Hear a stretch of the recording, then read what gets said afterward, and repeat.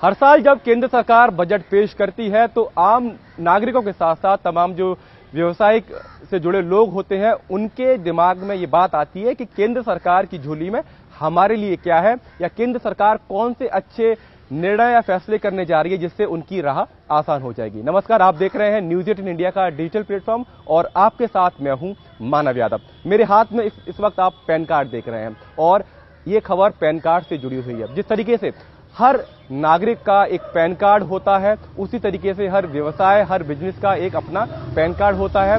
Alpha numeric 10 digit का pan card जैसा मेरे हाथ में मेरा है, उसी तरीके से हर व्यापार का, हर बिजनेस का भी अपना एक पैन कार्ड होता है। केंद्र सरकार इस बजट के दौरान ये करने जा रही है कि संभवतः ये हो सकता है कि केंद्रीय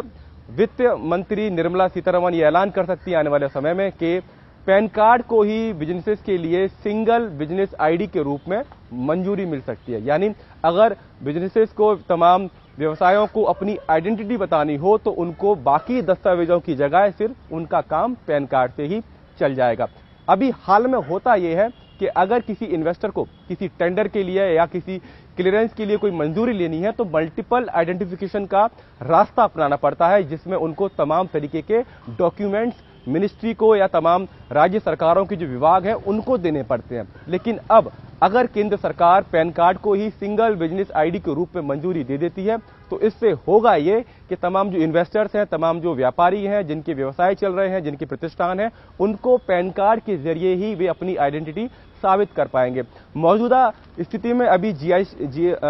GSTIN यानी जीएसटी नंबर के जरिए भी अपनी आइडेंटिटी लोग साबित करते हैं, जो व्यवसाय है वो अपनी आइडेंटिटी साबित करते हैं, लेकिन आने वाले समय में सिर्फ उनका काम पैन कार्ड से हो जाएगा। इस खबर के और मायने क्या हैं, जरा ये भी समझ लीजिए। इस खबर के मायने ये है कि सरकार लंबे समय से ईज ऑफ डूइंग बिजनेस को बढ़ावा दे रही है, यानी वो कदम सरकार उठा रही है जिससे कि तमाम इन्वेस्टर्स जो भारत में जो अन्य राज्यों में इन्वेस्टमेंट कर रहे हैं उनकी राह किस तरीके से आसान बनाई जाए। तो यानी अगर पैन कार्ड को सिंगल बिजनेस आईडी के रूप में मंजूरी मिल जाती है तो तमाम व्यापारियों के लिए, तमाम बिजनेसेस के लिए आसानी ये होगी कि वे तमाम तरीके के दस्तावेजों के बोझ से बच जाएंगे। इसके साथ साथ मंत्रालयों में जो फाइलों का एक तरीके से गठीरा होता है या बोझ होता है वो भी कम हो जाएगा। इसके अलावा डेटा रिपीटेशन नहीं होगा, डेटा बार बार एक ही दस्तावेज जो मंत्रालय को देने पड़ते हैं वो रिपीटेशन से भी लोग बच जाएंगे और इसके अलावा इन्वेस्टर्स का समय भी बचेगा। नेशनल सिंगल विंडो सिस्टम के तहत